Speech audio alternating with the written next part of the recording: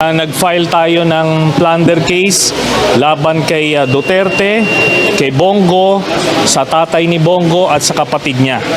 Ito ay tungkol sa 7 billion pesos worth na infrastructure projects na inaward nila Bongo at Duterte doon sa tatay at kapatid ni Bongo, at ito ay bawal at covered ito sa plunder law. Okay, 7 billion pesos ito at nagsimula ito nung mayor pa si Duterte hanggang nagpresidente.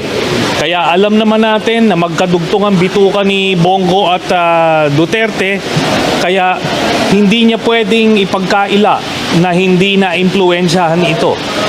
Tapos nung senador na si Bongo, ganun din. Kahit na senador siya, siya pa rin ang nag-a-act as the alter ego of Duterte.